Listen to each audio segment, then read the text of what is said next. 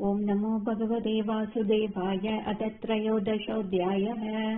श्रीशुक उवाच निशम्य वाचं वदतो मुने पुण्यतमा नृप भूय पप्रच्छ कौरव्यो वासुदेवः कथाधृतः। विदुर उवाच स वै स्वायम्भुवः सम्राट् प्रियः पुत्रः स्वयम्भुवः प्रतिलभ्य प्रियां पत्नीं किं चकार ततो मुने। चरितं तस्य राजऋषेर् आदिराजस्य सत्तम ब्रूहि मे श्रद्धदानाय विश्वक्सेनाश्रयो ह्यसौ। श्रुतस्य पुंसां सुचिरश्रमस्य नन्वञ्जसा सूरिभिरीडितोऽर्थः यत्तद्गुणानुश्रवणं मुकुन्दपादारविन्दं हृदयेषु येषाम्। श्रीशुक उवाच इति ब्रुवाणं विधुरं विनीतं सहस्रशीर्णश्चरणोपधानं प्रहृष्टरोमा भगवत्कथायां प्रणीयमानो मुनिरभ्यचष्ट। मैत्रेय उवाच यदा स्वभार्यया साकं जातः स्वायम्भुवो मनः प्राञ्जलिः प्रणतश्चेदं वेदगर्भम् अभाषत। त्वमेकः सर्वभूतानां जन्मकृद्वृत्तितः पिता अथाभिनः प्रजानां ते शुश्रूषा केन वा भवेत् तद्विदेहि नमस्तुभ्यं कर्मस्वीध्यात्मशक्तिषु यत्कृत्वेह यशो विश्वत् अमुत्रच्च भवेद्गतिः। ब्रह्मोवाच प्रीतस्तुभ्यमहं ताद स्वस्तिस्ताद्वां क्षितीश्वर यन्निर्व्यलीकेन हृदा शादिमेत्यात्मनार्पितम्। एतावत्यात्मजैर्वीर कार्या हि अपचितिर्गुरौ शक्त्या प्रमत्तैर्गृह्येत सादरं कदमत्सरैः। स त्वम् अस्यामभत्यानि सदृशानि आत्मनो गुणैः उत्पाद्य पाशधर्मेण गां यज्ञै पुरुषं यज परं शुश्रूषणं मह्यं स्यात् प्रजारक्षया नृप। भगवान् ते प्रजाभर्तुर्हृषीकेशोऽनुतुष्यति येषां न तुष्टो भगवान् यज्ञलिङ्गो जनार्दनः तेषां शमो ह्यपार्थाय यथात्मानादृतः स्वयं। मनुरुवाच आदेशेऽहं भगवतो वर्तेयामि वसुधन स्थानं तु इहानुजानीहि प्रजानां मम च प्रभो। यदोगः सर्वसत्त्वानां महीमग्नामहाम्बसि अस्यावुद्धरणे यत्नो देवदेव्या विधीयताम्। मैत्रेय उवाच परमेष्टि त्वभां मध्ये तदा गन्नाम् अवेक्ष्यघाम् कथमेनां समुन्नेष्य इति दत्यौ दियाचिहम्। सृजतो मे क्षितिर्वार्भिः प्लाव्यमाना रसां गता अदात्र किम् अनुष्ठेयम् अस्माभिः सर्गयोजितैः। यस्याहं हृदयादासं स ईशो विदधातु मे। इत्यभिध्यायतो नासा विवरात् सहसा नग वराहतो गो निरगात् अङ्गुष्टः परिमाणगः। सर्वत्र गोविन्दनाम संकीर्तनम् गोविन्दा गोविन्द। इत्यभिध्यायतो नासा विवरात् सहसा नग वराहतो गो निरगात् अङ्गुष्टः परिमाणगः। तस्याभिपश्यतः कस्तः क्षणेन किल भारत गजमात्र प्रववृते तदद्भुतम् अभून्महत्।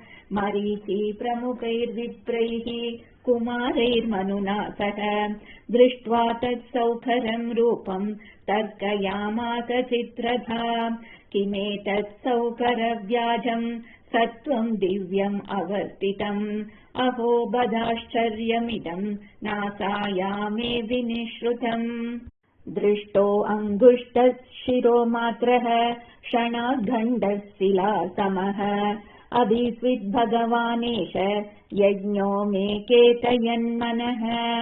इति मीमांसदस्तस्य ब्रह्मणः सह सूनुभिः भगवान् यज्ञपुरुषो जगर्जागेन्द्रसन्निभः ब्रह्माणम् हर्षयामास हरिस्ताञ्च द्विजोत्तमान् स्वगर्जितेन ककुभः प्रतिस्वनयथा विभुः निशम्यते गर्गरितम् स्वगेत क्षयिष्णुमायामयसूकरस्य जनस्तपः सत्यनिवासिनस्ते त्रिभिः पवित्रैर्मुनयो गृह्णन् स्म तेषाम् सताम् वेदविधानमूर्तिर्ब्रह्मावतार्यात्मगुणानुबाधम् विनद्य भूयो विबुधोदयाय गजेन्द्रलीलो जलमाविवेश उत्क्षिप्तवालकचरः कठोरः सटा विधुन्वन्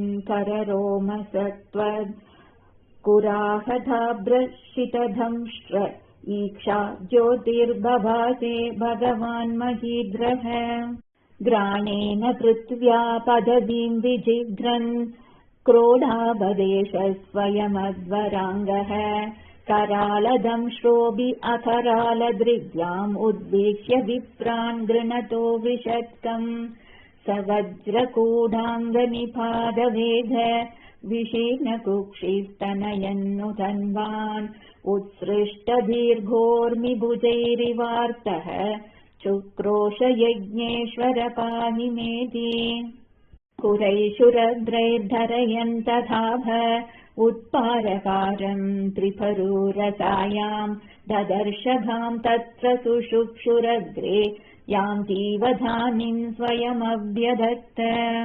स्वदंश्रयोद्धृत्य महीम् निमग्नाम् स उत्थितः संरुरुचेरसायाः तत्राभिदैत्यम् गदया पतन्तम् सुनाभसन्दीपिततीव्रमन्युः जगानरुन्दानमसह्य विक्रमम् सलीलयेवम् मृगराडिवाम्बसि तद्रक्तपङ्काङ्गिदगण्डतुण्डो यथा गजेन्द्रो जगतीम् विबिन्दन् तमालनीलम् सितधन्दकोड्या श्मामुक्षिबन्धम् गजलीलयाङ्ग प्रज्ञाय भक्ताञ्जलयोनुवाकैर्विरिञ्जिमुख्या उपतस्तुरीशम् ऋषय ऊचुः जितम् वितम् ते जितयज्ञभावन त्रयीम् तनुम् स्वाम् परिदुन्वते नमः यद्रोमगर्भेषु निलिल्युरध्वराः तस्मै नमः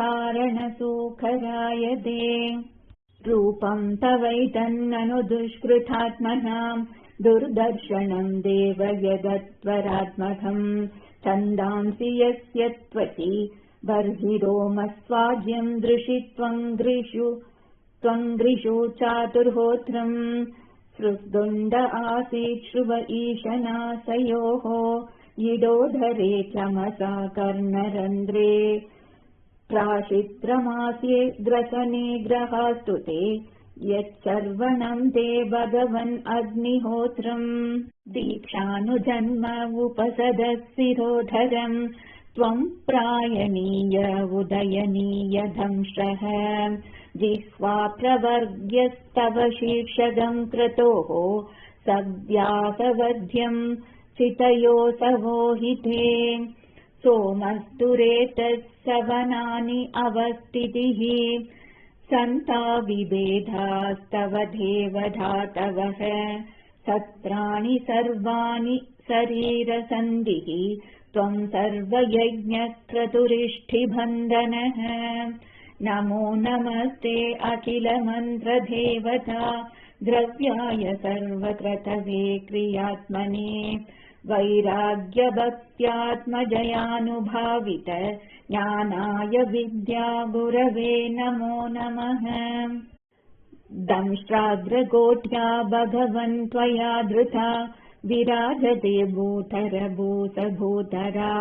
यथा वदानि सरदोदता धृता मदङ्गजेन्द्रस्य सहस्रपद्मिनी त्रयीमयम् रूपमिदम् च सौखरम् भूमण्डलेनादधृतेन ते चकासि शृङ्गोडगणेन भूयसा कुलाचलेन्द्रस्य यथैव विभ्रमः सन्तापयैनाम् जगताम् सतस्तुषाम् लोकाय पत्नीमसि मातरम् पिता विदेम चास्यै नमसा सखत्वया यस्याम् स्वतेजोऽग्निम् इवारणौवधाः कश्रद्धदीर्घ अन्यतमस्तव प्रभो त्रसाङ्गताया भुववुद्विबर्हणम्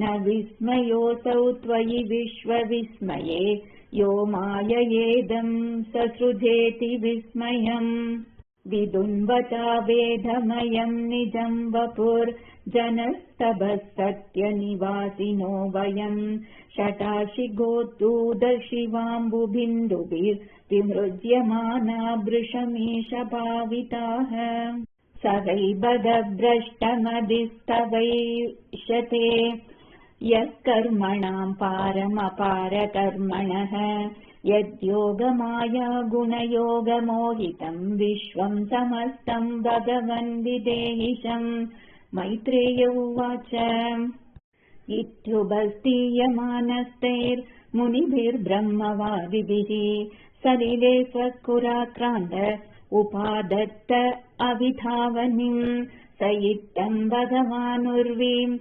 विश्वक्सेनः प्रजापतिः रताया लीलयोन्नीताम् अप्सुन्यस्य ययौ हरिः य एवमेताम् हरिमेधसो हरेः कथाम् सुभद्राम् कथनीयमायिनः शृण्वीत भक्त्या श्रवयेत वोषधीम् जनार्दनोऽस्यासु हृदि प्रसीदति तस्मिन् प्रसन्ने सकलाशिषाम् प्रभौ किम् दुर्लभम् ताविरलम् लवात्मभिः अनन्यदृष्ट्या भजताम् गुहाशय स्वयम् विदत्ते स्वगतिम् परस्पराम् को नाम लोके पुरुषार्थसारवेत् पुरा कथानाम् भगवत्कथासुधाम् आपीय कर्णाञ्जलिभिर्भवापहाम् अहो विरज्येत विना नरेतरम् श्रीहरये नमः श्रीहरये नमः श्रीहरये नमः।